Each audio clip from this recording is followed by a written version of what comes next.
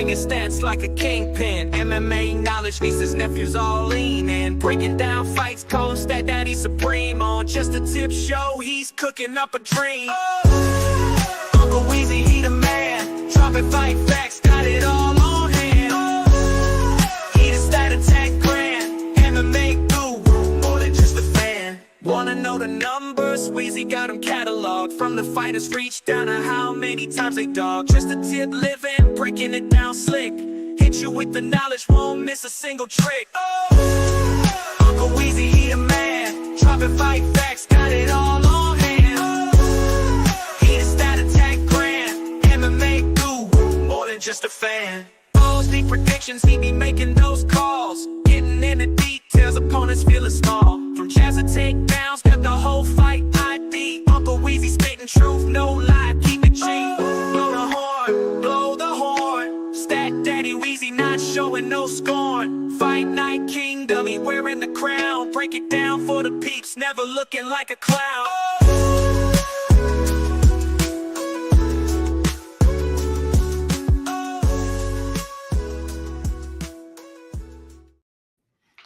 Oh, yes. What's going on, everybody? It is Thursday night. It's almost kind of late night here.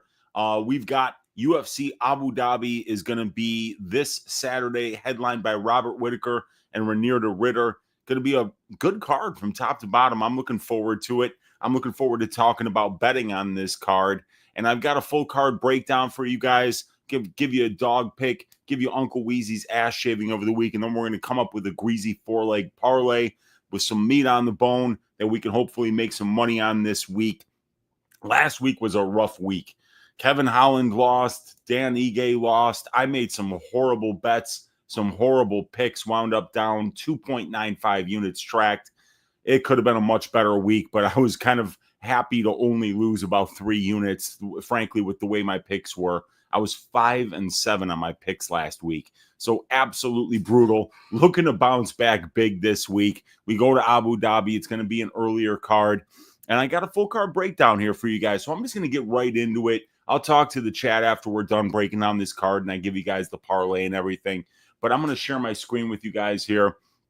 And we are going to talk UFC Abu Dhabi. And I got my stats up here on the screen. If you want to support my work, if you want access to these matchup stats, to these over-under betting models, to these prop betting models, to all of my fight write-ups on every fight, if you want access to the Discord where we talk fights, if you want access to all my tracked bets, $25 a month. Link is in the description of the video. It's the best way to support my work. If you don't want to do that, hit the thumbs up, hit the subscribe button, and leave me a comment down below here on YouTube. But 88 of you guys live hanging out here for the start of the show, and I'm going to talk to you about all of these fights, going from Buday, Buchecha, all the way to the main event of Robert Whittaker versus Reinier de Ridder. Let me bring up my Tapology, and then we will, or wait a second here, let's do my picks. And we're going to start off with the first fight of the night. It is going to be Martin Buday versus Marcus Buchecha. I'm going with Buchecha by submission in round number 2. Just haven't really been that impressed with Martin Buday thus far in the UFC. He's not particularly dangerous anywhere. I think where he is most dangerous is an area that we don't really see him fight very much, and that's on the ground. He's a kind of a lazy fighter. He doesn't wrestle much. He kind of just prefers to play a volume sparring match at range. That's not how Buchecha fights. He's going to fight. He's going to pressure forward. He's going to be looking to take you down. And when he does, he's going to be looking to either ground and pound you or finish you via submission. 17-time Brazilian Jiu-Jitsu world champion. And he's had some tough fights over in one championship. And as a matter of fact, I think his most recent win is a guy that's better than anybody that Martin Buday has beaten thus far at the UFC. He's beaten the 3 Fats, though. So he is the first heavyweight to beat the 3 Fats, Fat Parisian, Fat Collier, and Fat Barnett. He had a split decision win over Lucas Bresky that I thought he lost. He had a unanimous decision win over Urine Salty Baldiev that I thought he lost. And he beat a 45-year-old Andrei Arlovsky. So I'm not sold on Buday yet. I do think that Buchecha, who has shown that he can go a hard 3 rounds against an extremely tough opponent, I think when he does get takedowns, he's going to find dominant positions. He's going to finish this fight either with ground and pound or a submission. I like Buchecha's money line. I like Buchecha inside the distance this week. And I think this is a setup fight to get him a better fight later on in this division. But yeah, for when a heavyweight is really good at something and they have the tools to get the fight to that area, and I like his wrestling and I like his ground and pound, so I think that Buchecha is going to get this job done. Right now, this one is minus 300-ish for Buchecha, plus 250 for Martin Buday. The next fight is going to be Muhammad Yahya, the fighting pride of the United Arab Emirates, at plus 300, going up against Stephen Nguyen at minus 400. I'm going with Nguyen by decision. I could see him getting a finish. Muhammad Yahya hates getting kicked in the leg. He's this guy is just not a good fighter. You know, like they needed kind of like a hometown fighter on the roster, somebody actually from that part of the world. And Muhammad Yahya is the UAE warrior. He's from Abu Dhabi. So this is the best that they got, though, and he's not very good, you guys. Stephen Nguyen, though, is somebody I wouldn't be laying juice on either, just because he just doesn't fight. This guy's had about 4 fights in the last 5.5 years. He takes usually at least a year off between fights. Doesn't really seem all that serious about being active, taking tough fights. Seems like when things aren't going his way, trying to get into the UFC, he waits for the UFC opportunity instead of going out there and looking for in-cage experience against tough regional scene opponents. So yeah, I'm not sold on Nguyen at all. But I do think he's going to win this fight because I don't think Muhammad Yahya is good at all, and he's definitely not UFC level. While Stephen Nguyen has got some pretty good striking, he's pretty fluid out there. He looks very comfortable in the cage. So yeah, going with Stephen Nguyen, but I don't think he's going to find the finish here. I think he's going to win by decision, but I wouldn't be laying the juice. Long trip to Abu Dhabi, 16-month layoff, and he's coming off a pretty bad loss against Jarno Aarons, where he was really getting his ass kicked out there. So yeah, win by decision is what I'm doing with that fight. The next fight is going to be Ibo Aslan versus Billy Elekana. Aslan minus 260. Elekana plus 220. Fight doesn't go to decision here, sitting at minus 400 for this fight. I've got kind of a contrarian pick here. I'm picking Aslan by decision. Billy Elekana gassed out after 1 round in the Bogdan Guskov fight when he made his UFC debut. He made that on very, very short notice, less than a week's notice.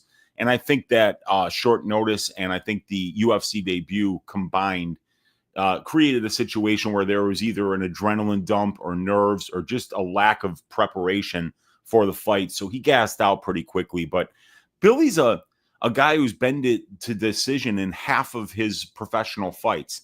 And he's a very durable guy. So I think that Aslan's going to win this fight because Aslan does more at distance striking range. He hits harder, and he's got a lot of power. So I think that even if Elekana was kind of like picking him apart, Aslan could land 2 big shots and swing the round. So I'm going with Ibo Aslan, but I don't think he's going to find a finish here. I think Billy Elekana's fighting style is very low volume. It's very economical. It's very counter heavy, and it's very clinch heavy.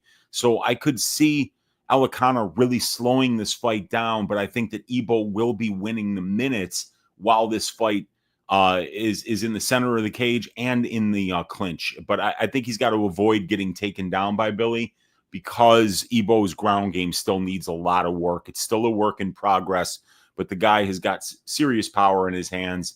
But when he does fight durable fighters, we could see this fight go to decision. So I kind of like an over 1.5 here, kind of like the fight goes to decision.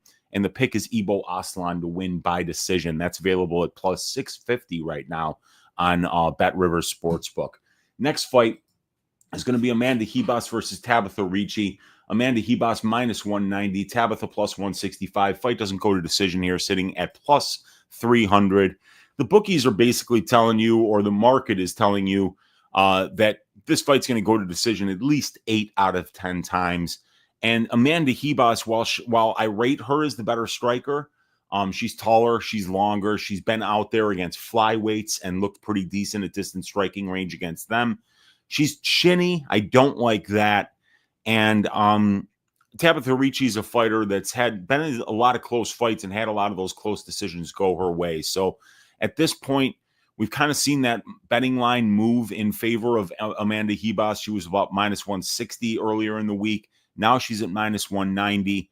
If this line keeps going, Ribas minus 200, Ribas minus 210, Vegas is going to need Ricci to win, and this is probably going to play out really close. So I think that if the money keeps coming in on Ribas, maybe a couple hours before these fights start, throw a little money on Tabitha Ricci to win by decision, because I think it's going to be a close fight. And if Vegas needs Ricci to win, they'll make the call, and 2 of those 3 judges will call for Ricci. So I do think that Ribas wins the fight, because I think that she's just been a little bit tested at a higher level, that her striking has been proven a little bit at a higher level. And I don't see either one of these ladies really having much success in the grappling exchanges of this fight. So I think it's going to come down to who wins the minutes at distance striking range. I think Amanda Ribas is better suited to do that. The next fight, Damon Blackshear versus Davy Grant.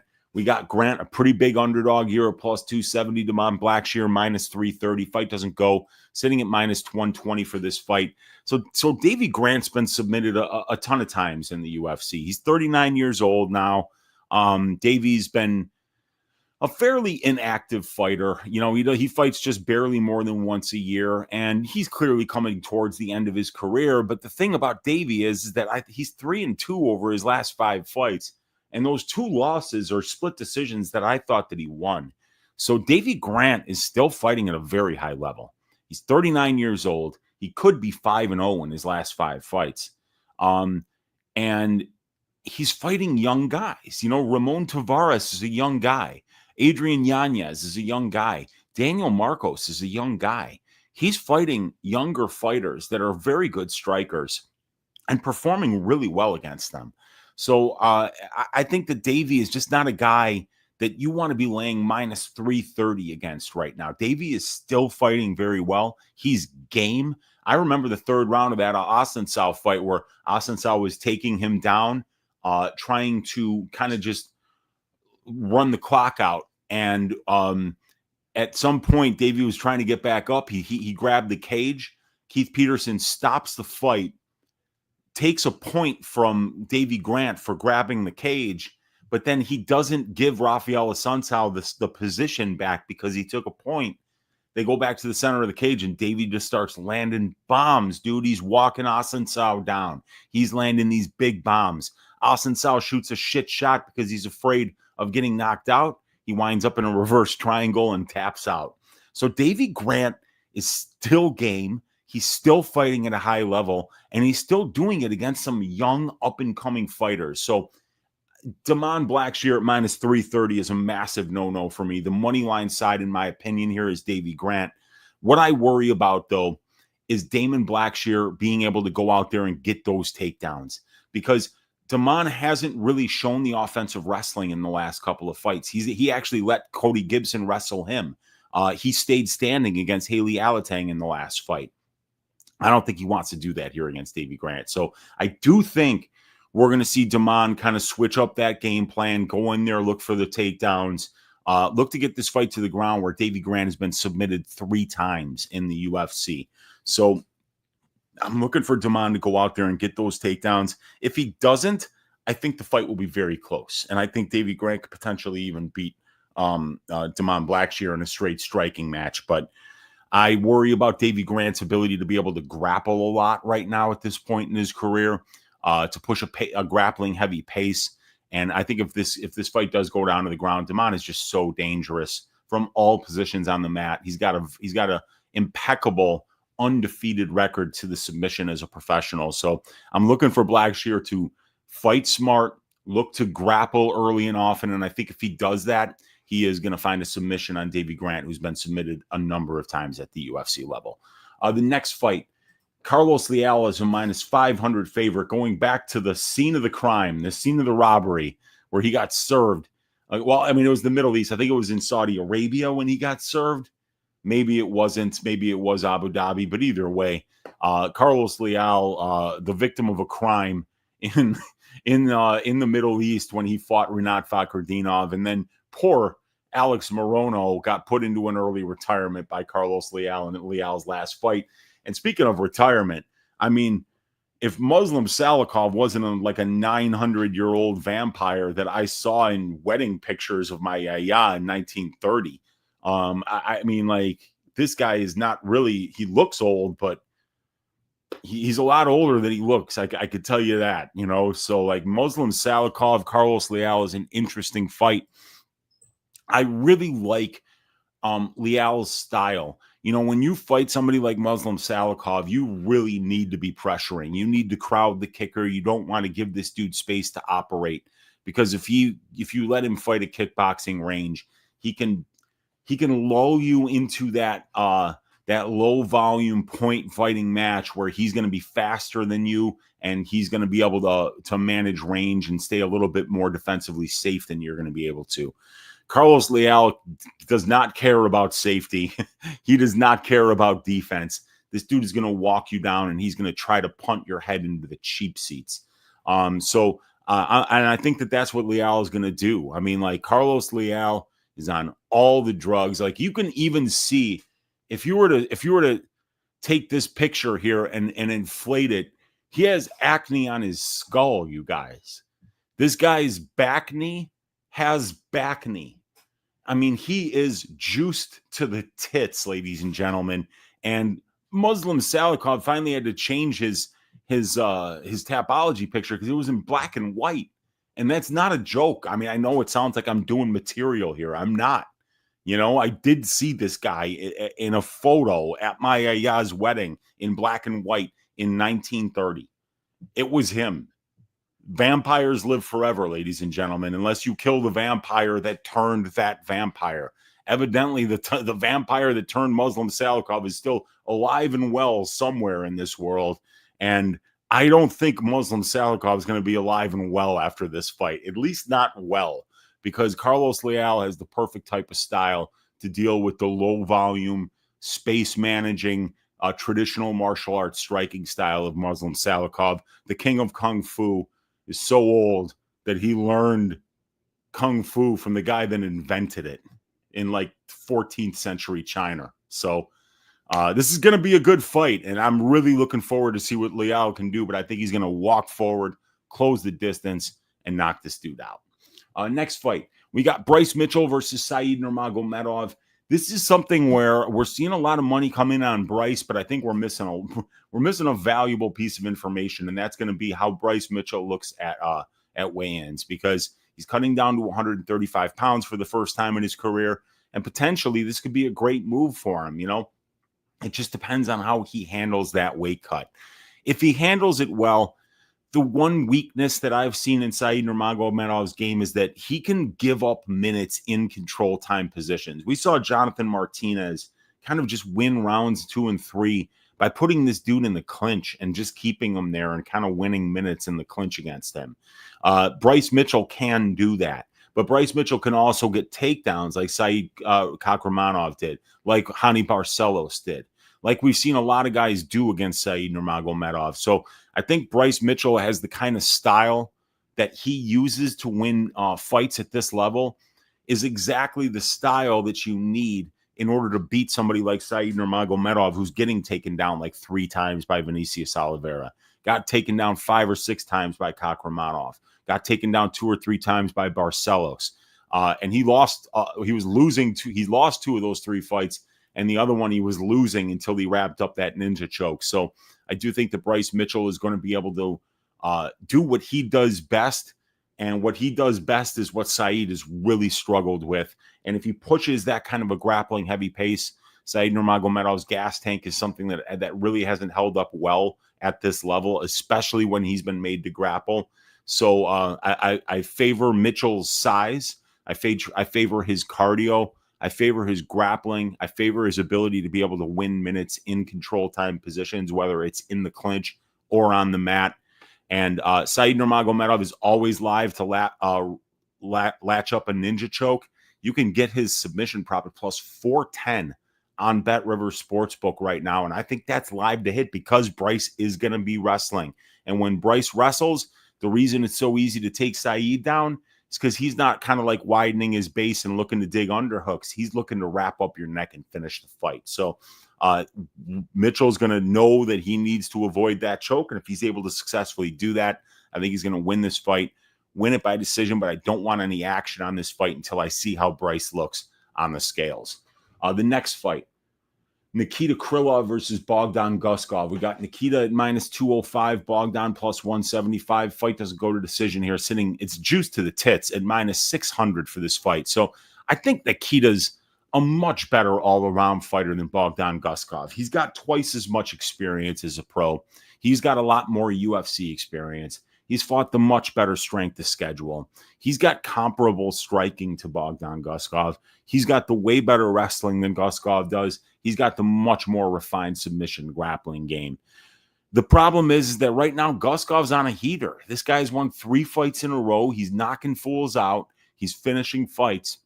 And Nikita Krylov had to take 2 years off to rehab a serious shoulder injury here. So serious shoulder injury, I believe a back injury as well. Nikita took 2 years off, came back, and he fought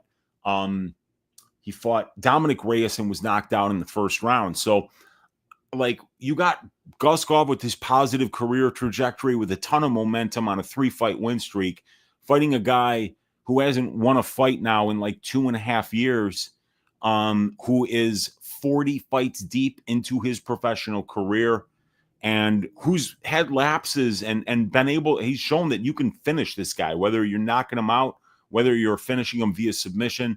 Nikita Krylov is somebody that's a killer-be-killed fighter, and Bogdan Guskov is exactly the same thing. He is a killer-be-killed fighter as well. So I just think that Krylov is just way better at MMA. So I feel like it would be kind of stupid to pick Guskov here, but you know, if this line keeps going, Guskov's live at plus 175, and believe me, if I say that, he's fucking live, because I don't think this guy's much good at all, but he's got real power, and you cannot teach power. So everything else that Guskov is doing right now is working on all the weaknesses that he has in his game. He's going to be a better version of himself every time out, while Krylov is at this point in his career where we really don't know which version of Nikita Krylov are we getting. Are we getting that one that ran through Volkan Ozdemir for 3 rounds and wrestled the shit out of him a couple of fights ago?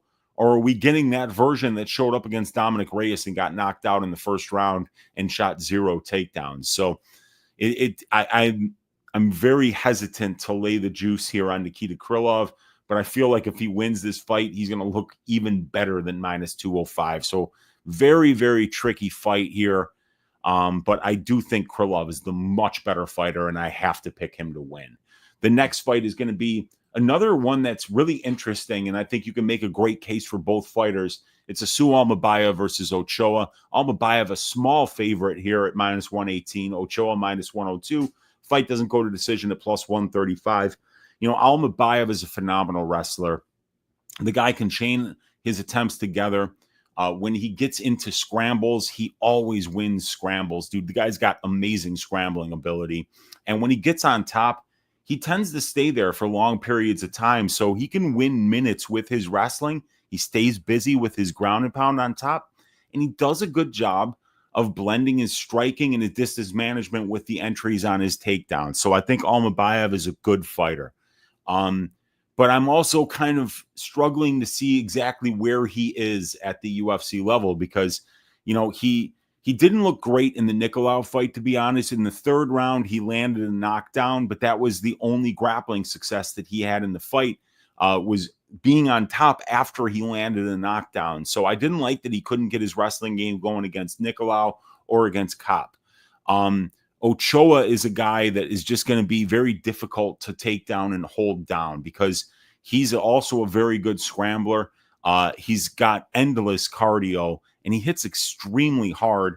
And I like what he does, because in the last fight, he was feinting a lot up the middle and showing every strike that he wasn't throwing was to show Cody Durden, hey, this is what's coming when you shoot a takedown. I'm going to be looking to take your fucking head off. I'm going to be looking to make you pay. And even if I don't connect, then I'm going to start scrambling. I'm not going to fucking just lay there. I'm not going to let you do that. And if you look at who Almabayev was able to do that against, Jose Johnson, who cares? Jose Johnson is the path to beating him has always been taking him down and holding him down. The other guy, CJ Vergara, he couldn't even finish CJ Vergara. And Vergara has been known as a guy that's just like a one-dimensional striker. There's no wrestling there. So I don't think that Almabayev has beaten anybody better than Jose Ochoa in his career yet. I know the win against Nicolau was okay, but if he doesn't land that knockdown, those first 2 rounds were extremely close, and neither one of those guys was setting themselves apart. If he tries to have a low volume striking affair like that at range with Ochoa, he's going to get wrecked. So while I'm worried about how Ochoa is going to be able to deal with the offensive wrestling and the chain wrestling and the top control and the ground and pound of Almabayev, I'm also pretty confident that Ochoa is going to make him work really hard for every single takedown and for every second of top control time that he gets. He's going to be made to work for it. And I don't like how Almabayev slows down late in fights, you guys. So I think that Ochoa is going to win this fight. And I think he's going to find a finish here late. I think he's just going to make this dude work. He's going to make him slow down. And I think Asu's going to get desperate late in this fight. And he's going to walk onto something big. So I'm looking for Jose Ochoa to win this one by 3rd round knockout. The next fight will be Shara Magamedov taking time off from his charity work at -600, going up against Marc-Andre Barriault off of a vicious knockout win over Bruno Silva at +425. Fight doesn't go to decision here, sitting at -215. So Shara, the one-eyed, red-headed Russian, is ready to fight again. He's coming off a loss against Michael Venom Page, just a really difficult matchup for him. Michael Venom Page, one of the most maddening guys to strike at distance against in any division in all of mixed martial arts. And Shara held up pretty well against him. So Shara's a great striker, man. He's got great kicks. He's very innovative. He mixes up his weapons very well. He can throw kicks for 3 straight rounds and not get tired. He's got an absolute cannonball for a head. You hit this guy in the head flush and you break your hand and he just smiles at you. Although it's not really a smile. I don't think the guy is actually medically able to smile. I've never seen him smile. I don't think the world will ever see him smile. And maybe if he did, it might be fucking terrifying. But not more terrifying than being in the cage with this man. And right now, Marc-Andre Barriault is actually, if we were getting the durable Barriault pre-Chidi Njokuani fight, I would be like, man, this would be a nice spot for Barriault because he's the kind of guy who is going to walk forward. He does want to fight in a phone booth, and he's going to have a better chance to beat Magamedov in a phone booth than he will in the center of the octagon at distance striking range in Abu Dhabi. It's just not a good place for him. Magamedov thrives when he has space, when he's in a kickboxing match. So, but the thing about Magamedov that I was very impressed with, not only on tape, but just in the numbers in general here, when you look at Shara Magomedov's stats over 5 UFC fights here, I keep track of the clinch striking, and he's attempted 57 clinch strikes to his opponent's 24, and he's doubled up his opponent's output there, right? He's landed 42 clinch strikes and only absorbed 20. So Shara's a guy who's winning minutes in the clinch. And even though he's giving up and he's losing 90% of the control time positions in his fights. So for instance, in the grappling stats here, you can see that he gets 1.46% control time and he allows 22.8% control time. So he's only winning 6% of the control time positions in his fights, losing 94. But he's losing 94% of the control time, but he's landed 66 significant strikes in control time positions and only absorbed 46. So he's very, very busy when the fight is in the clinch or whether it's on the ground. This guy's trying to hurt you with strikes. So he's the kind of guy who could potentially even win a fight off of his back just by landing strikes while his opponent's just covering up, being like, stop fucking hitting me so that I can consolidate position and start to work for a submission. So, yeah, Shara Magomedov, I think, is – I feel as if Marc-Andre Barriault is damn near drawing dead here. You know, like, is he going to win in a decision? I mean, he would have to really run through this dude for 3 straight rounds to win a decision in Abu Dhabi. He'd have to be able to get takedowns. He would have to be able to win minutes in the clinch. I don't think he's capable of doing either against Shara Magamedov. So I like Magamedov to win. I'm picking him to win this fight by second round knockout. The overs feel like a trap here. I think Magamedov might get his first early knockout in the UFC. So yeah, Magamedov KO2 is how I'm seeing this fight. The next one, we got Marcus McGhee taking a big step up in competition, going from Jonathan Martinez to Peter Yan here. And I can't wait for this fight. It's a very interesting one because Yan is a masterful striker who's a really good minute winner with his grappling as well. The guy can absolutely wrestle and win minutes with some top control and ground and pound. He has some of the best ground and pound in the division. You go watch that Jose Aldo fight. He like damn near murdered that guy with his ground and pound from top position there in the 4th round. And Marcus McGhee is a big bantamweight. He's 35 years old. He's only been fighting as a professional for just over 5 years. And this guy is just knocking people out, finishing people. He's big for the weight class. He's explosive. He hits very hard. And he kind of keeps fights where he wants them at distance striking range. So it's going to be interesting to see how long it takes Yan to kind of get his reads, find the distance, and find the openings that he will find in McGhee's game, make those adjustments, and start to turn up as the fight goes on. While we've seen McGhee maybe just slow down a little bit as the fight goes on. So I think McGhee's going to have to find some early success here. I think he's going to have to really kind of come out and look to win those early minutes because Peter Yan just gets better as the fight goes on. He's so technical and he can make those reads as the fight goes on. And he's so defensively responsible. The guy's got a great chin. He's hard to hit and he's even harder to hurt. So I do think that Yan is either going to find a late finish here or win this fight by decision. I do like Peter Yan by decision at minus 150. I think Yan by KO at like around plus 440 on Bet Rivers is something that's got a little bit of I think it could hit, you know, but I don't want to sit here and say like short Marcus McGhee because he's shown a lot thus far, but I didn't like how he responded to the calf kicks from Jonathan Martinez, and Jonathan Martinez didn't do anything. It took him like 7 or 8 minutes to even get going and start throwing strikes in that fight. So I think that if Yan does like really kind of go after the calf of McGhee, could find a late finish. And I'm picking Yan by 3rd round knockout, but I do think Yan by decision and minus 150 is something that is like a hold your nose and it probably hits. But yeah, Yan by KO is the pick there.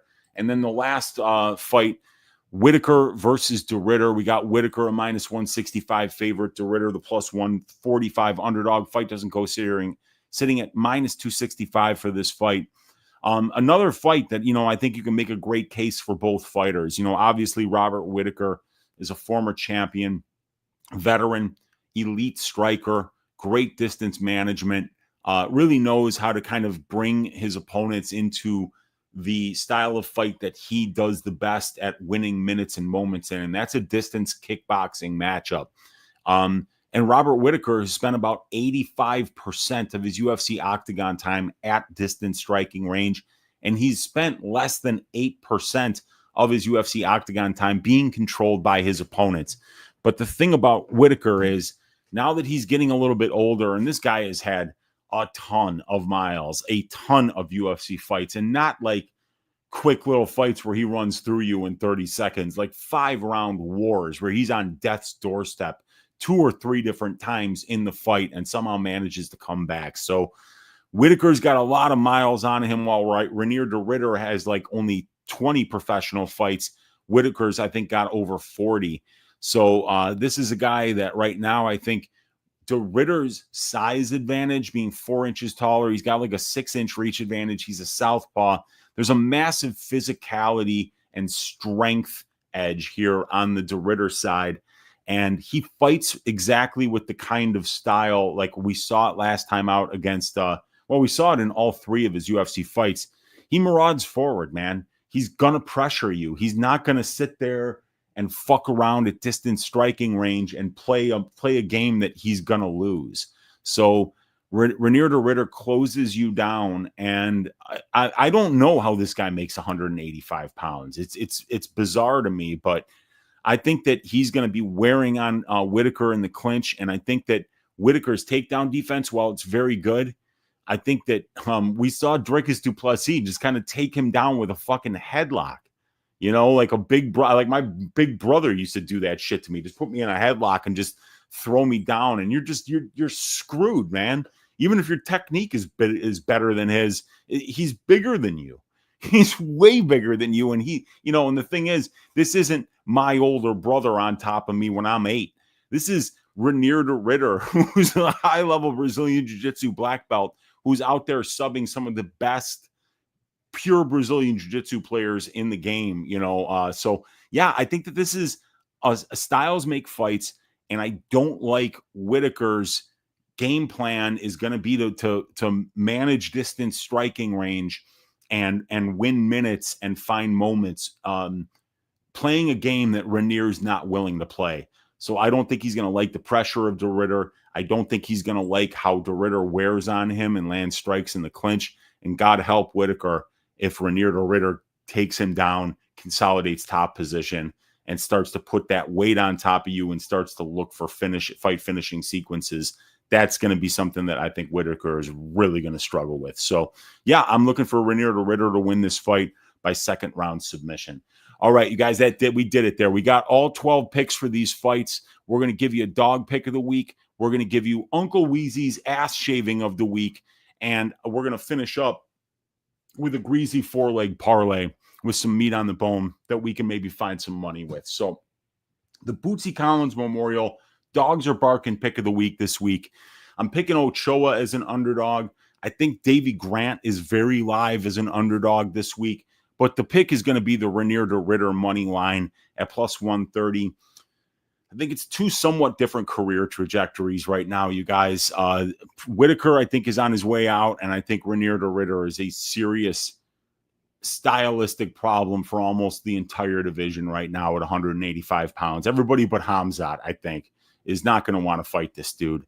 And Whittaker will take the fights that nobody wants to take, but Ranier is pretty big in this part of the world, and I think he's going to get this win here. Now Whittaker, obviously, we know what his path to victory here is, and he's done an excellent job of fighting to that style of fight. But I think he gets to fight that style of fight a lot because people don't try to wrestle him, and Ranier de Ridder is going to try to wrestle him. But the great thing about how good his Brazilian Jiu-Jitsu is that he could pull guard, he could take your back standing, or he could just use that 4 inches of height, all that size that he has on you to just kind of hug you and just fucking drag your ass to the ground. And then all of a sudden he's on your back. So I like de Ridder here, especially at plus money. I don't think Whittaker is going to like the size, the physicality, and the pressure of Ranier de Ridder. Which leaves us with one order of business left in the full card breakdown, and that is Uncle Weezy's ass shaving of the week. Who's going to win? Who's going to win violently? And who's going to leave us saying, wow, not only did we cash that bet, but there really wasn't any resistance. There really wasn't anything that stood in our way of us not cashing that bet. Just like how Jimmy Crute went out there and shaved some ass over and poor Marcin Prochnio last week. The person that I'm looking to do it this week is going to be not a guy who's not new to Abu Dhabi, but a guy who is new to being Uncle Weezy's ass shaving of the week, and that is Marcus Buchecha. I love that Umar Kane fight, Rug against Marcus Buchecha. It showed me all I needed to see about Buchecha being ready to fight a guy like Buday, who's not dangerous anywhere. Marcus Buday hasn't knocked anyone out at the UFC level. He got a submission over Fat Parisian, but he didn't even really show any grappling in that fight. Like Parisian went to go for a takedown, and Buday just kind of fell on him and wound up finishing him with that Kimura. I think Buchecha is going to get this fight to the ground. I think he's going to run a train on Martin Buday, and I think he's going to show that there's levels to the jiu-jitsu, and I think that the crowd is absolutely going to be behind him here. So, yeah, I think I'm looking for this dude to make some noise. I think that they're putting him on the Abu Dhabi card when he's won so many Brazilian Jiu-Jitsu World Championships in Abu Dhabi is an indication that they're setting this guy up to be a star and to fight in this part of the world and to do it against guys that he can beat and do it with a little bit of flash, with a little bit of pizzazz. So I'm looking for Buchecha to go out there and shave the ass of Martin Buday. So we did it, you guys. Now all we got to do is find a greasy 4-leg parlay here to hit. And I think the first leg we're just going to do here, because it's Uncle Weezy's ass shaving of the week, we're going to put Marcus Buchecha in there. Another one that I like this week, and I don't know if we're going to be able to hedge out late here with the structure of this card and with the legs that I like. I'm looking to kind of finish on some legs that are going to be closer to 50-50, but at the same time, I do think that we're going to have a chance to cash this parlay, and that's really what it's all about at the end of the day. So what I'm looking at here is a Marcus Buchecha money line, and then I'm looking at an Aslan money line because I feel like he could potentially knock this dude out, but I actually think this is a scenario where Ebo can win the minutes because I think he's the better striker. I think he throws more. I think he hits harder than Billy Elekana, and with Elekana getting so tired in the last fight, I think he might be a little bit reluctant to try to wrestle early. So I think that Ebo is going to win the minutes here. So we got a minus 310 for Buchecha for leg 1. We got Ebo Aslan at minus 270 for leg 2. Leg number 3 is a spot that I like quite a bit, and it's not something I have tracked yet, but I might get to a bet here, and that is going to be the under 1.5 rounds for Nikita Krylov versus Bogdan Guskov, minus 145. I think that these guys are going to fight like two rats in a shoe. I think that Nikita's going to go out there and just put a pace on Bogdan and try to break him by the end of the first round. Minus 145, under 1.5 rounds brings this 3-leg parlay up to plus 206. And then the fourth leg is going to be an under 2.5 rounds in the main event. I think Ranier de Ridder is going to walk forward like a zombie and try to close distance. And if he does that, I think he's going to do big damage on Robert Whittaker in the clinch. I think he's going to put himself into a position where he can find takedowns. And if he does that, then I think he's going to be live to lock up a submission. But that forward pressure, that desperate need to close distance is also going to leave opportunities for Robert Whittaker to land big shots on the feet. And we know that if he does that, a tall, long guy like de Ridder who cuts a ton of weight to make 185, that he could potentially get knocked out. So while I like Ranier de Ridder's money line at plus 140, plus 145, what I think is even better is an under 2.5 rounds, because I think it does actually give you Robert Whittaker's best win condition here. So the fourth legs for this one are going to be the Marcus Buchecha money line at minus 310. That's Uncle Weezy's ass shaving of the week. Ebo Aslan's money line at minus 270 will be leg number 2. Leg number 3 is going to be the under 1.5 rounds, Nikita Krylov versus Bogdan Guskov at minus 145. Leg number 4 is going to be the under 2.5 rounds for Robert Whittaker versus Ranier de Ridder. That is a 4-legger coming out to plus 484 on DraftKings Sportsbook. Let's cash this thing. What is up with you guys today? How are you all doing on this Thursday night, getting ready for UFC Abu Dhabi? Let's see who's in the chat hanging out with us here. Let's scroll all the way up. I see I got like over 100 comments in here. There we go. We got Dixon is in the room saying, Prophet, I got some Chicago-style steak seasoning for my meat. And man, I got to tell you, it's probably the best seasoning I've ever had on a steak. Y'all doing it out right out there, Prophet. Yeah, Chicago is a great, great food city. And we do a lot of really good things here. Pretty much anything that you want to try, there's going to be an ethnic group that does it correctly here. So it's a great world cuisine city. And yeah, even just a Chicago-style steak seasoning could be delicious. My guy Exclusive Oro is in the room saying, oh, yes, Weezy is no cap, but facts on God, dead ass, the best to be doing it. I know you didn't understand half that, but in essence, give Weezy money now, he says. I appreciate you, Exclusive Oro. I did not understand any of that, but according to Exclusive Oro, Weezy is no cap, but facts on God, dead ass, the best to be doing it. Whatever that means, my guy Exclusive Oro is telling your ass. So appreciate you, my man. Gonzalo Jimenez in the room saying, Oi, T.O. Weezy, what do you think about RDR's statements about Anatoly never being in the UFC? I wonder what he means by that. And I did not hear those statements, but Anatoly Malikin, I mean, like, I think that his grandkids are already testing positive for steroids. Like, this guy is on all of it. So maybe that's what he means. But yeah, Malikin is just an absolute killer. An absolute killer. Otterbomb saying, hope Weezy all is well. Thanks for the great show. You're the man. Appreciate you, Otterbomb. Good to see you in here. We got Olajuwon Dream saying, oh, yes. We got Olajuwon saying, if you're getting greasy, give your money to Uncle Weezy. Yeah, man, you can click the link in the description of the video. Probability stats and content package, $25 a month. Gives you access to the matchup stats, the over-under betting model, the prop betting model, the individual fighter stats, the fight write-ups, the 4+ hours of exclusive content only on OddsShopper. I've already done a 1 hour and 45-minute prop betting show this week, you guys. I've already done a 2.5 hour full card breakdown. All these videos are time stamped.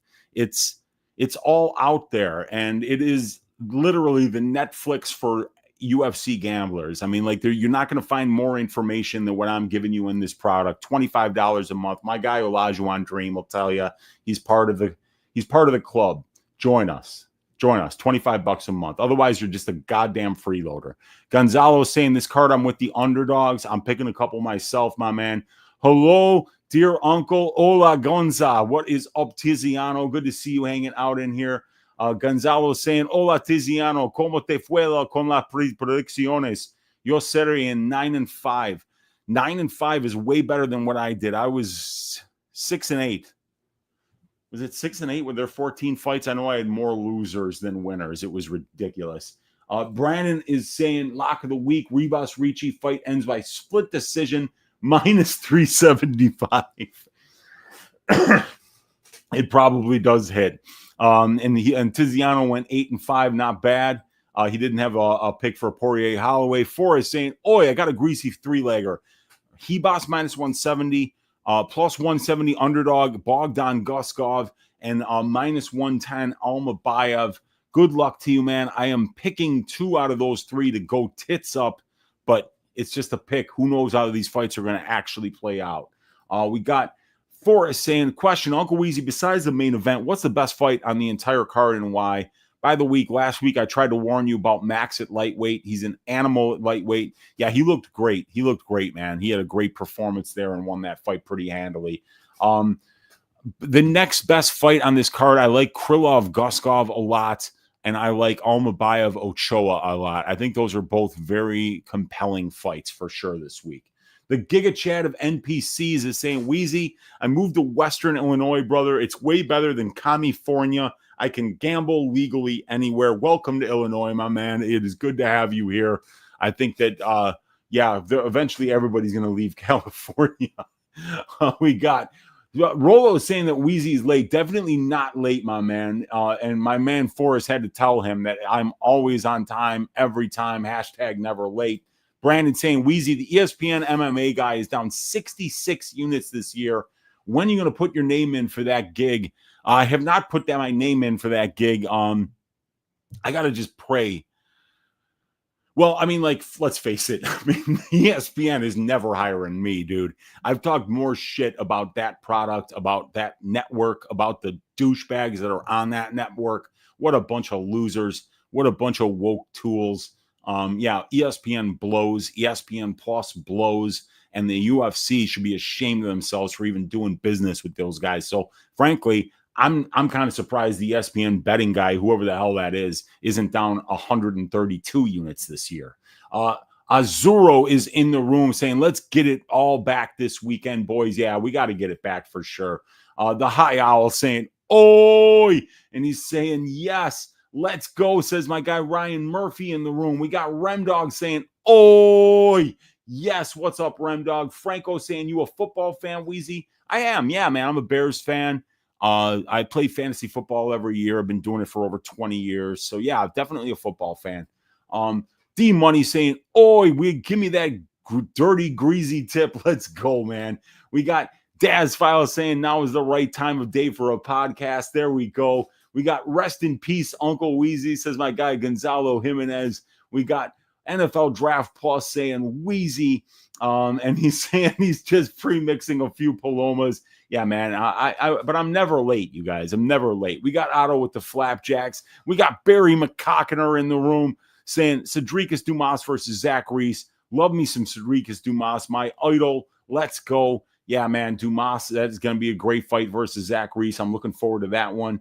We got Lit saying, oi! And we got Michael Martinez saying that he's gracing his ponytail. Oi! We got Jester saying, let's go, Unc. We got Tiziano saying, T.O. Weezy is alive. You're damn right I am. J-Mo saying, oi, let's go, cousins. Our fucking uncle is in the house. Let's go, man. Buchecha by sub. McGhee plus 3.5 equals lock dog. There we go, man. We got that. That probably does hit. We got Justin Cash saying, what's up, dude? We got Rolo Tomasi saying, oi, it's 5:27 in France. I hate you, Weezy. Have mercy on my sleep schedule. Yeah, man, I have got to get this done on Thursday nights instead of Friday so that I can have one day to myself every week where I don't have to do any content, man. Holland is blacklisted, says Alexander D. Yeah, it was not a good performance. We got Tim Febby in the room with the W. What is up, Tim? We got NFL saying Davey Grant slept on this week. It's a big plus money number next to his name. We got Anthony Hernandez, my favorite fighter, in the room saying, let's go, Weezy. What's up, Anthony? Hope all is well, buddy. We got Fernie saying, what's up, Uncle Weezy? How you doing? Hope you're doing fine. Thanks again for another week of your service. Nice weekend. Thank you, Fernie. We got Jester in the room saying last week, 2 fights on main go to decision. Was it general or all 11 fights on, or all fights on main go to decision was a generational wealth play? Yep. Aria saying, love it when I see Uncle Weezy notification pops up. Oi, what's up, Aria? We got NFL Draft Plus saying, I've been hitting with my dogs recently, looking for another juicy one. Lewis, Tokos, Nikolai. Yeah, man, I like Ochoa this week, and I like the Ritter this week. Buchecha KO plus 900 on plus 365 right now. I like that a lot. Not as good as 18. Well, that is true. That's true. I mean, Buchecha did not win 18 times. So, yeah, because he lost to Gordon Ryan, I think, in the 18th one. But still pretty good. We got exclusive Oro saying, I'm looking at Jan inside the distance, Shara inside the distance, RDR, and Leal plus 1,200. Do you think Shara can take this to the cards? Or Jan, I feel like he'll keep a decent pace, not really hungry to finish. Yeah, I'm picking a late KO by Jan, but I wouldn't be surprised at all by a decision. And I think Shara can get a finish as well. Rolo's saying, I cashed big on Johnson. That was incredible. Thanks, Weezy. Yeah, I cashed on Johnson. That was the one bet I cashed on. Plus 3.5 points. Handicap at plus 205 for 1 unit. So I hit that for plus 2.05 units, and I had a quarter unit on the decision prop at plus 800. That was the only stuff that I got going last week. We got Sid Vicious in the room saying, Weezy got reality checked last weekend. Is this weekend going to revert to the mean? Yeah, we all get reality checked in this business, and it happens a lot more than we'd all like because MMA is a sport that has a ton of variance. I got served last week, down 3 units tracked. Not a good week for me for sure. Hopefully we revert to the mean and get back to like a nice 70% on the picks and make some units. We got Rousus in the room saying, oi, Unc, nobody's pointing out that Buchecha will be fighting in a cage and not in a ring like one. Will he be able to get Fat Buday off him if he cage pushes? Not sure if he's had enough reps there. You know, when he was out muscling in certain spots, Rug, I'm not worried about Buchecha, or I'm not worried about Buday clinching up Buchecha, because here's the thing, right? Does Buday want to be anywhere near him? I mean, if Buday clinches up, do you want to be in the clinch with that dude? You know, I mean, like a 17-time Brazilian Jiu-Jitsu world champion? No. You want to keep him at distance striking range. And frankly, like Buday never really, I mean, he doesn't spend a lot of time in the clinch. So I could see him winning some minutes there, doing all right there. Maybe holding Buchecha against the cage. But, like, you got to understand that Buchecha's been in there against much bigger, much tougher dudes. Aliyah Bari in the last fight, Rug in the fight before that. So that is a good point. But he's definitely been getting some reps with the cage for sure. Justin Villegas saying it's all set up now for Bryce Mitchell to come to a real American, wave the flag, maybe even call out a Sheik to fight afterwards. We'll see, man. It's going to be a fun one. We got Blom Dog saying, oi, Uncle Weezy. We got Lazy Bed said, Wahize, the unk with the spunk. What it do? What is up, Lazy Bed? MB saying, you have that radio voice. Have you ever done radio? I have not. I have not done radio, but I've been told that people like the voice. But never have, and I got a good cheap mic here, so maybe I'll get a better mic one day and sound even better. But yeah, I got that, I used to smoke with cigarettes, so I've got that nice rasp. It's a decent voice, MB. I appreciate it. We got Blackshear fraud, says Gonzalo Jimenez. We'll see, man. David Grant's, he's the side on the money line, in my opinion. Shady is in the room. What is up, Shady? Good to see you hanging out in here. One of the real ones out there on Twitter saying, rest in peace, Hulkster. Yeah, man, that's a rough one. Hulk Hogan, rest in peace. Loved watching him wrestle growing up, man. Shame, because he was a young man. He was only 71.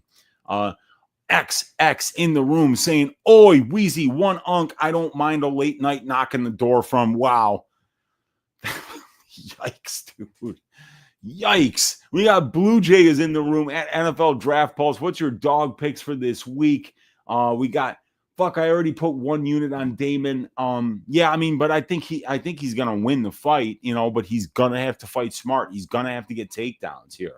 Hit the like for Weezy. If not, you're going to give him your money. Yeah. Either give me the money or hit the like. Do one or the other for your Uncle Weezy, please, for the love of Jah. See a Davey Wynn parlay buster here. It could be, man. Rolo saying, have you seen the movie Moneyball? If yes, what did you think about it? I loved that. I read that book. I think I was in high school when that book came out. I remember living on Tyrell Street in Park Ridge. So yeah, I think I was in high school when that book came out. I read it and I was blown away by it. It was so cool because I was always good at math. I went on to study statistics, and I've always been like a fantasy sports player. I used to play fantasy baseball back in high school and early college, and then I got into fantasy football. So yeah, seeing somebody like take advantage of using stats to figure out how to build a team, with less salary that has a good chance to win was just such a cool concept. And I loved the book. I've never actually seen the movie, but I read the book. Leal is a brute. He's a lock here. I like it. I think he's going to win, but it's a wide line. Davey by points, Sue by points, and Bryce by points might be worth a sprinkle. Yeah, I'm picking Bryce by points. I got to see him on the scale, though. I want to see what he looks like in 135. Clearasil pads. Hate to see Carlos Leal coming. I know, dude. His back knee's got back knee. He's got acne on his head. I think they call that head knee. Head. I don't know, man. It's wild, dude. That dude is on all the juice. Leal got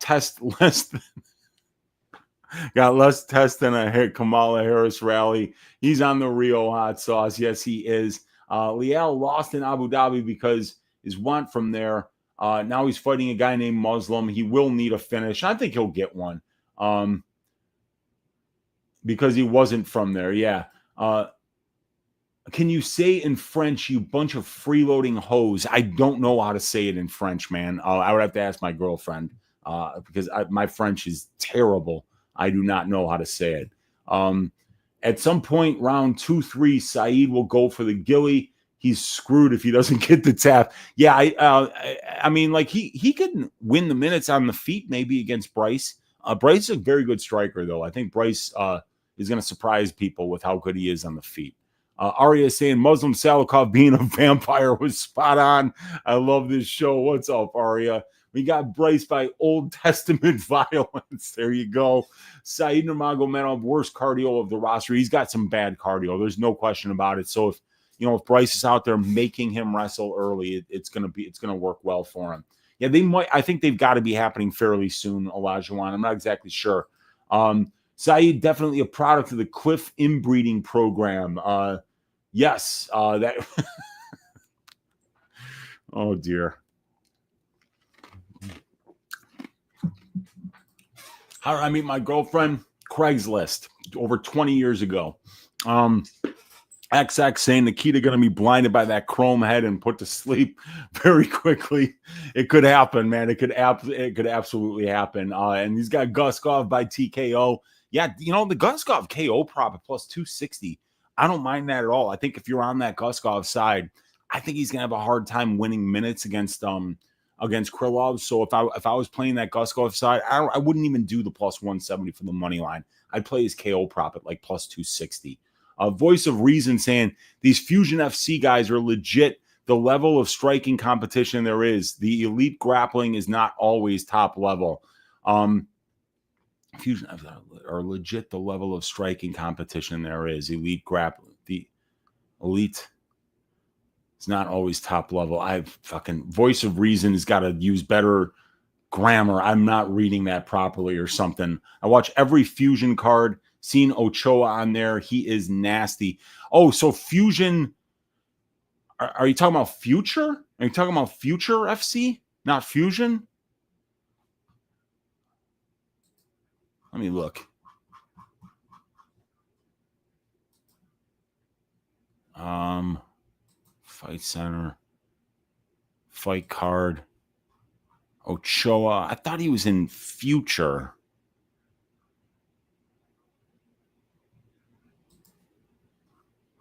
Oh, it's the Peruvian guys, FFC, Fusion. Yeah, okay. Yeah, FFC is Fusion Fighting Championship. What is it? It's Fusion Fighting Championship. Yeah. Yeah, that's the Peruvian promotion there. Insidious Gorilla saying, who wants to risk fading 40-year-olds again this week? Bob Evans, early bird senior citizen special parlay. Muslim, Davy Grant, and McGhee at plus 8,500. Those are three big numbers, man. What's the best advice you ever received in your life?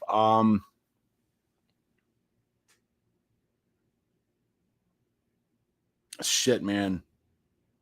I don't know.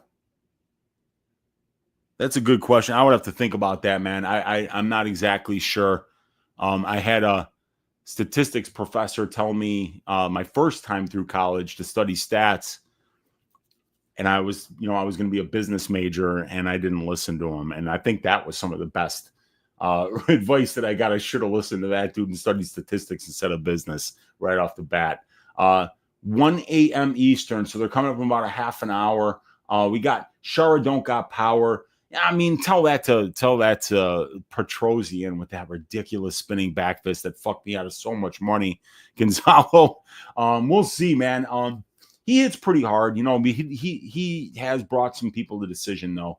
Don't need great power against Barriault. The guy's chin is cracked. I agree, man. But Barriault can finish Silva, and Shara didn't. Yeah, but I think Silva's completely done now.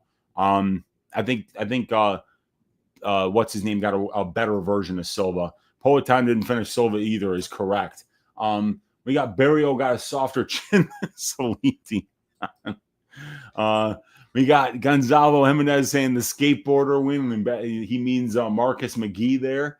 Shara seeing the guys kissing their wives. He's going to see red big time and KO Mark. Yeah, I know, man. That was wild seeing him knock out some dude in a train station. McGee's got more speed and better cardio. We got XX saying McGhee looks like an extra from Blade or Mad Max. Yeah, I mean, he kind of does, man. Peter Yan has more reads than a clarinet shop. Work with me here. I get you, man. I get you, dude. He downloads him during the fight for sure. Do I believe in karma? I don't know if I believe in it, but I act in a way as if I do believe in it. I really believe that you got to treat people right in life, and that is its own reward. So you don't fuck people over. So I don't necessarily believe in karma, like something A, B, or C is going to happen if I do this or that. But I do believe that you behave in a way that karma is real, and you'll do a lot better. No, man, he ain't. He's from France. We got, let's see, Weezy, do you believe in casuality? Rollo has the worst. No, he doesn't. Really looking forward to the main event, says Brandon. Curious to see how RDR looks if Whittaker can keep it at distance for 3 rounds. Yeah, RDR probably won't look good at all if Whittaker can keep it at distance for 3 rounds, for sure. I love RDR's grappling, clinch, ground game, but how does he look in the championship rounds? He's only been there once, and he won that fight. He won that fight against Las Zhang, or whatever his name is, the Myanmar superstar. Rollo saying, XX, you seem to have some hate in your heart. We got Devin Davis saying, someone very sharp in the industry said RDR can hang with Whittaker on the feet. And I think that's blasphemy. Yeah, I mean, like, he's much taller, much longer. But I mean, like, yeah, Robert Whittaker is the much better striker. I mean, and that's just based on what we've seen in the cage. Sometimes when you train with somebody, you see them do things in training that leads you to believe that they're going to be able to do something in the cage against somebody that you've never trained with. Because, like, somebody like that trains with Robert Whittaker has probably seen him do some shit that's just fucking unbelievable. You know, that's probably better than anything Ranier de Ritter will ever do at distance striking range in his life.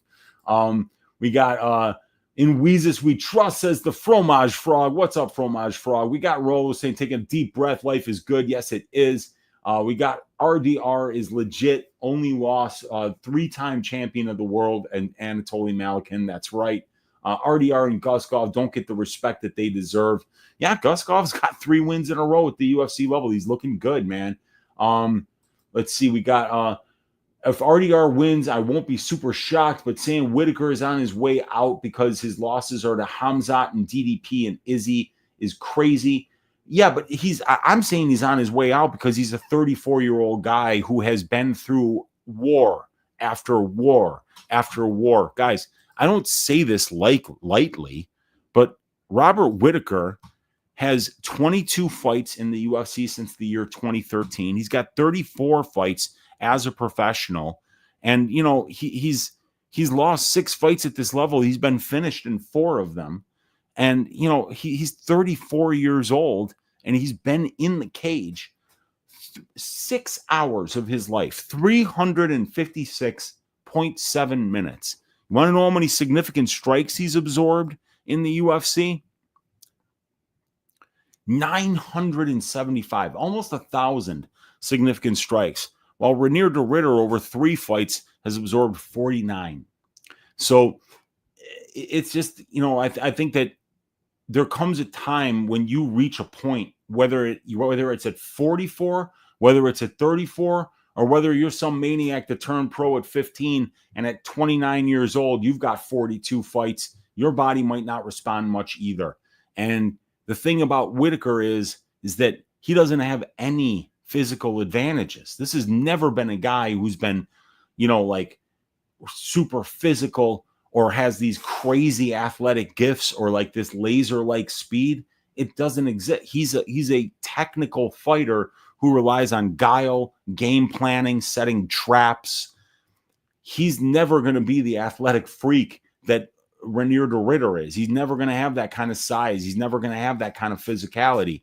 So that's why I think he's getting to be on his way out. Is not because he's losing to Hamzat and Dricus du Plessis, but I'm here to tell you that Ranier de Ritter is a lot more like Hamzat Chimaev and Dricus du Plessis than he is like the guys that Robert Whittaker's been beating lately.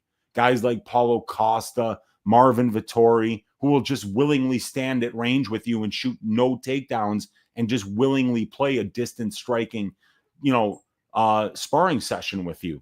Ranier de Ritter's not going to do that, man. I mean, no punching power until he fucking drops your ass like he did Mearshart, who's fucking extremely durable. Actually, de Ritter has a lot of power. He's just not a very good striker. You know, he's just not a very good striker. So the chances that he's going to land something on you at distance striking, especially somebody as defensively sound and as technical as Robert Whittaker. But I think RDR's got probably more power than Robert Whittaker. I mean, like, if you were to sit those guys up in front of one of those punching machines, right? Who do you think is going to fucking hit harder, RDR or Whittaker? I don't know. I mean, like, maybe RDR. maybe RDR. I think he's got power. It's just obviously what I think you mean is that Robert Whittaker is just the way better striker. Whittaker is really old in fight years. I mean, those two wars with Romero were fucking crazy a decade ago, and he hasn't gotten more durable with time. Yeah, RDR needs this fight to be in the clinch or on the ground at all times. Well, not at all times, but he's gonna need it to be there, probably more than 50% of the time, Devin, for sure. If it's at space, he's getting fucked up. I agree. He says Chin Chuck MMA. What is up, dude? Rolo saying, what is a reasonable ROI you can expect betting in MMA? I mean, if you're doing really well, I would say 10%. I think 10% is a reasonable goal to shoot for. If you can get around there, you're doing pretty fucking well, because there's a lot of variance in this sport and there's a lot of bad beats. Benino is saying, under in the main event, or would you rather be on RDR at plus money? The answer to that question, Benino, is yes. I am on the under 2.5 rounds at plus 100, and I'm on RDR at plus money. I hope both of them hit. Devin saying, I don't see the main event not ending in violence, and I definitely agree with you. Tough guard for parlays, a lot of unpredictable fights. I'm with you there, man. I'm with you. We got fun long shot bets, though. There's always some of those, and especially when you get these wide lines on certain fights. If the underdog does win, you can catch some big lines on them. Money reposted this stream. Appreciate you, Money. Thanks for hanging out. We got XX saying, yeah, I like main event not to start round 5 as a lock. That's a good one. Brandon saying at Devin, I agree. Main event is probably a finish, but Whittaker would be smart to make it a boring fight behind jabs and leg kicks at distance. Yes, he would.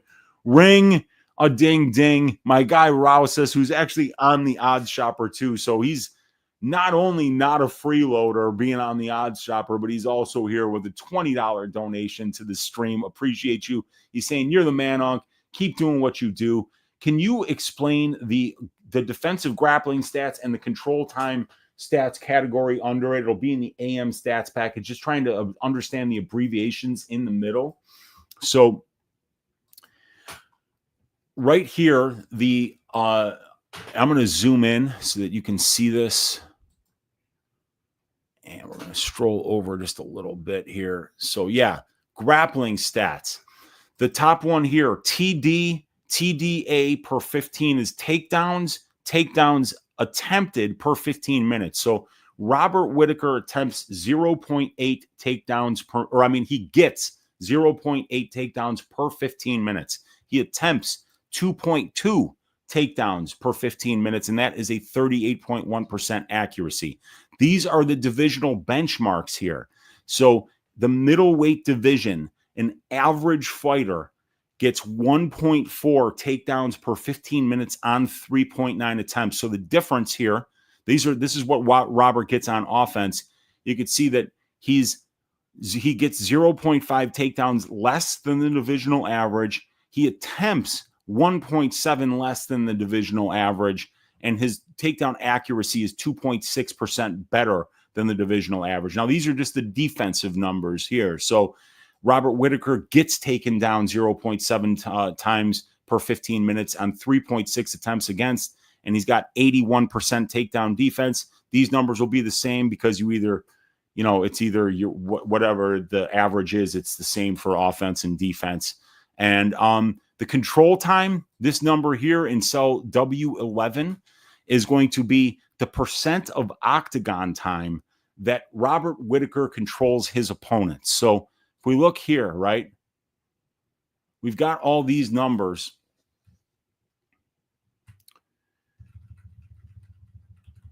Did I go too far? No, I don't think I did. Yeah, I definitely went too far. All right. So the grappling stats here, control time, all these numbers right here are the amount of time that he controls his opponents. So in the last fight, he got 3 seconds of control time. 2 before that, 0. 23 seconds of control time, 12. We add up all those numbers, it's 1,542 seconds of control time in his career. And he's had 286 minutes So you take the amount of seconds of control time, divide it by the amount of seconds he's been in the cage, and that's the percentage of his octagon time that he has spent controlling his opponent either in the clinch or on the ground. So, like, for instance, when you see here 9% control time for, 7.3 control time allowed. So that means he spends 16.3% of his control time position in control time positions. 9% he controls his opponents, 7.3% he gets controlled by his opponents.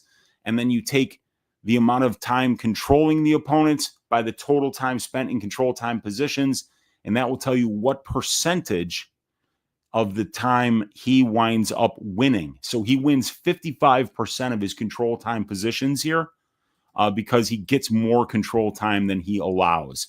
And this efficiency rating is just a proprietary rating where I weight a bunch of different factors to determine a positive or negative number. And the bigger that number is, the better that their stats are on the average. So yeah, that's what we got. Takedowns per 15 minutes, takedown accuracy. This is what they allow takedowns to their opponents, and control time for, control time allowed, winning a percentage of the control time, and a random efficiency rating where positive is good, negative is bad. And then, the strength of schedule. Did you say strength of schedule? Oh, no, you didn't say strength of schedule, but this is just combined records of everybody that Robert Whittaker has fought, the average amount of fights that a Robert Whittaker opponent has, and the win-loss ratio on average of his opponents. So, yeah, that's for overall. These are for the fights that he's won, and these are for the fights that he's lost. So, yeah, that's what you got, Rouse. Says, thank you so much for the donation to the show. I see that we've got 300 live viewers right now between YouTube and Twitter. Hit that thumbs up if you haven't already. Hit that subscribe if you haven't already. We got just over 5,000 subscribers here on the channel. Leave me a comment down below, and please consider joining the Probability Stats and Content Package. Link is in the description of the video. Rollo's got RDR and Guskov as underdogs, and he's got Damon, Leal, Shara, and Asu as favorites. I don't mind it, man. I don't mind it. Brad Otterstrom in the room is saying, looking forward to this Alibaba card. Thanks again, Weezy. Good to see you hanging out in here, Brad. We got Gonzalo saying, I love you, Uncle. Appreciate you. We got JJ saying, oi, love the RDR pick. Appreciate you, JJ. I hope it hits, man. Let me know, Weezy, Fields or Bryce this year for fantasy? Ugh.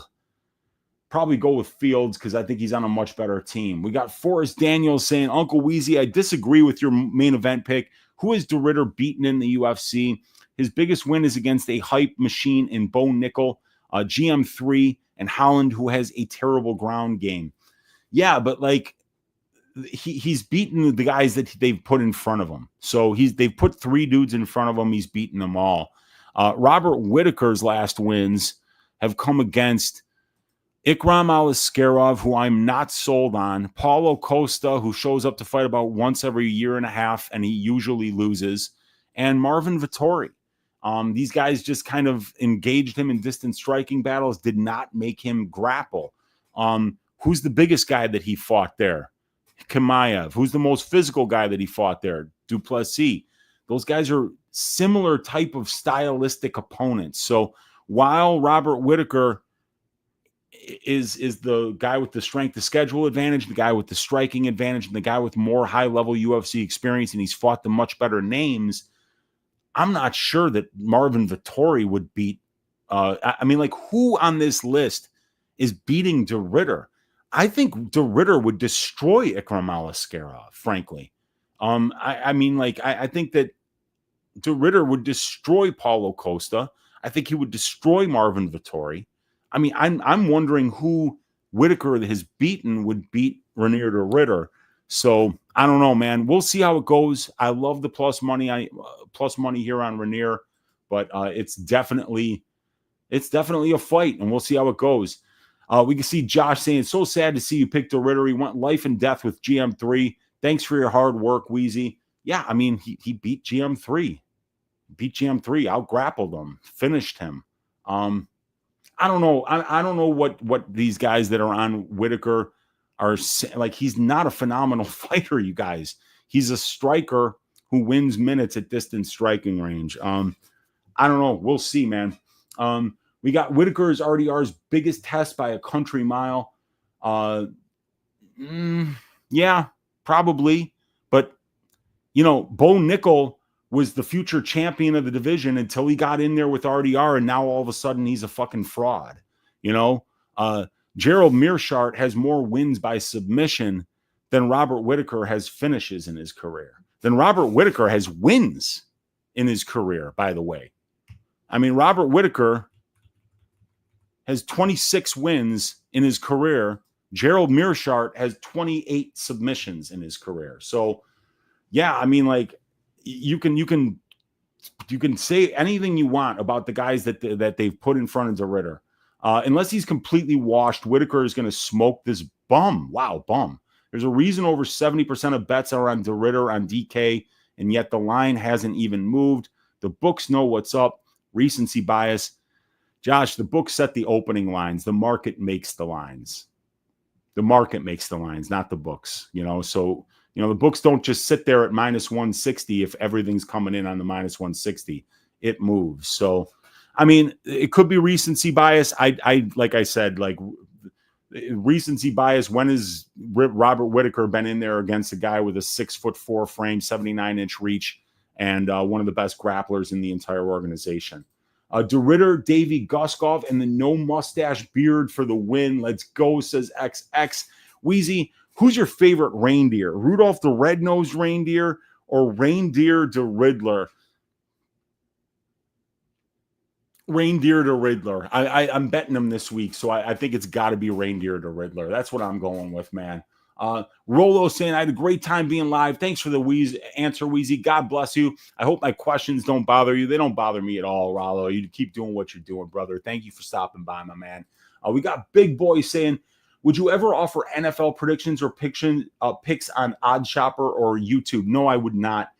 Big Boy, there are people way better than me at that. You should listen to them. I think what makes me special as a YouTube capper and what makes most of our community special is the fact that we just cap MMA.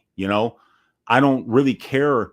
Like, there's all these guys on OddsShopper that offer MMA picks. I don't know who 90% of them are. I've never heard of them. I'm sure they got great picks in other sports, but if you're looking for UFC picks, you should find somebody that only does UFC. If you're looking for somebody that does NFL picks, find somebody that only does NFL.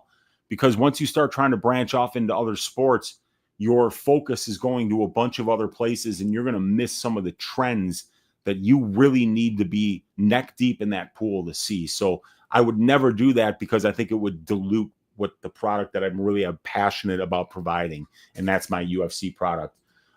Spending an hour in the cage with prime Yoel Romero will shorten anyone's career. I think we're starting to see the damage add up with Whittaker. We'll see, man. I mean, these people that are saying that Whittaker is going to destroy DeRitter if this is at distance striking range are absolutely right. He's the way better striker, and he's kept his fight standing. I got that number right here. There's reason why people, get mad when I pick this guy, because Robert Whittaker is spending 83.7% of his UFC octagon time at distance striking range. And if that trend continues in this fight, he's going to beat Renier DeRitter up. So we'll see. We got Junkie Nuts is in the room saying, oi, oi, oi, what is up, Junkie Nuts? Good to see you hanging out in here. We've got RDR is physically incapable of making Whittaker do the chicken dance with a punch. That alone makes Whittaker minus 200. Yeah, actually, what's his name? Kamzat didn't. How to donate live, Weezy? Yeah, I mean, you could do the super chat. There's like a dollar sign, I think, somewhere. You could do that there. But the best thing to do, Fernie, would be to send me something on Cash App or PayPal. I've got that information from the Cash App in the description of this video because YouTube takes over 50% of the donations that I get here. So, I'd really rather you do it some other way, contact me on Twitter, whatever, but I appreciate that you want to donate, my man. It means a lot. Yeah, that's no problem, dude. That's no problem, Fernie. I appreciate you even offering, my man. Junkie Nuts saying the super chat. Yep. And we got Southman in the room saying, Weezy, let's lay our balls on the bookies this weekend. Is that Rasheed Wallace? You got Rasheed Wallace's picture there, man. Rasheed, dude. That guy was one of my favorite players. He could go out there one night and drop like 30 points and 15 rebounds. And the next night, he'd go out there for 39 minutes and not touch the ball and come out with 2 points and 3 rebounds and 5 fouls.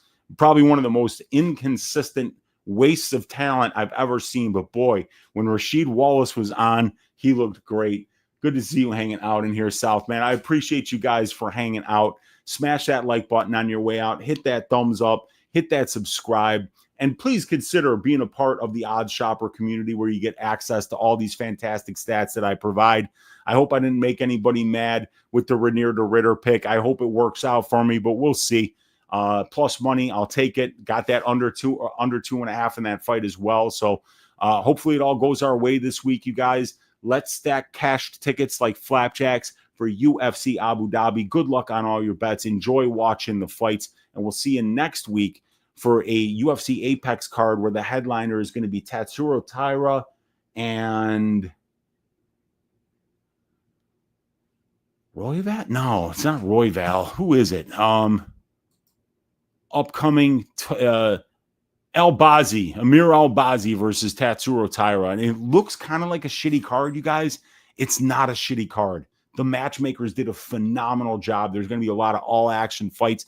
Elvis Brenner versus Esteban Ribovic is going to be a banger. Mateus Rombeski versus Chris Duncan is going to be a banger. We got Danny Silva versus Kevin Vallejos. Rinya Nakamura versus Nathan Fletcher. We got Rodolfo Vieira versus Torigian Gore. There's some really fun. Oh, shit. Andre Lima and not Lima versus Bunis. Bunis is fighting somebody else. I think Lima had to pull out, but there's some really good fights on this next card. So we'll talk about that one next week. But thank you guys for hanging out, and we'll see you next time. Have a great rest of your week, everybody.